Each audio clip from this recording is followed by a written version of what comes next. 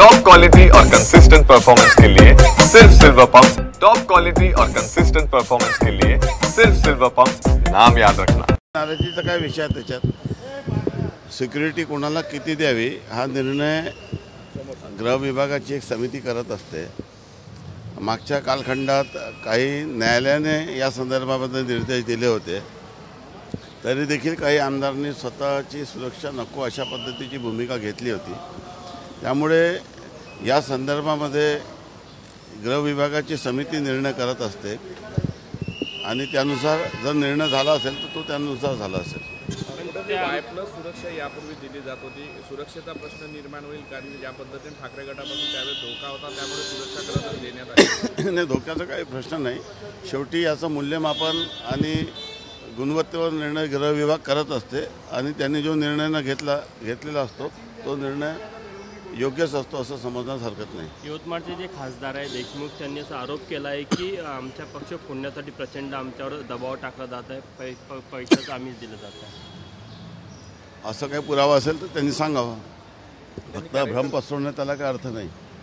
त्यांनी कार्यकर्त्यांना समजून खरं तर असं म्हटलं, पण दबाव असलं तर ते आता कसं आहे, फेक नरेटिव्ह सेट करण्याचा प्रयत्न सुरू आहे। लोक पडून जात आहेत तर काही ना काही कारण सांगावे लागतात।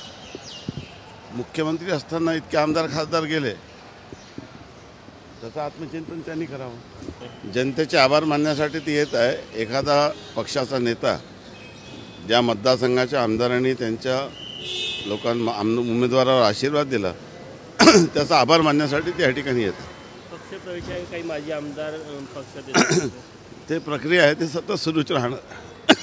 त्यांनी असं म्हटलंय की लाडक्या बहिणीचे फॉर्म भरून घेणे हे चुकीचं आहे। प्रदेशाध्यक्ष भाजपचे चंद्रशेखर बावनकुळे यांनी खरं तर आव्हान केलं होतं। कसं आहे की प्रत्येक पार्टी आपले पक्ष वाढवत असते, त्यात प्रत्येकाने आपला पक्ष वाढवण्यासाठी प्रयत्न करावा। याच्यापेक्षा जास्त मला या संदर्भामध्ये काही बोलायचं नाही। आम्ही देखील समाजातल्या सर्व वर्गात आमचा जनाधार वाढला पाहिजे, लोक आले पाहिजे, त्यासाठी प्रयत्न करतो। मला या निवडणुकीत मोठ्या प्रमाणामध्ये महिला कार्यकर्त्यांनी अभूतपूर्व प्रतिसाद दिला।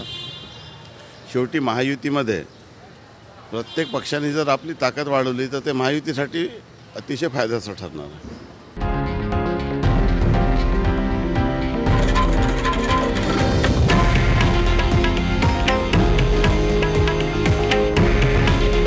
हे आहे देशातील नंबर 1 न्यूज नेटवर्क आणि आपण पाहत आहात TV9 मराठी। काळजी तुमची, हित महाराष्ट्राचं।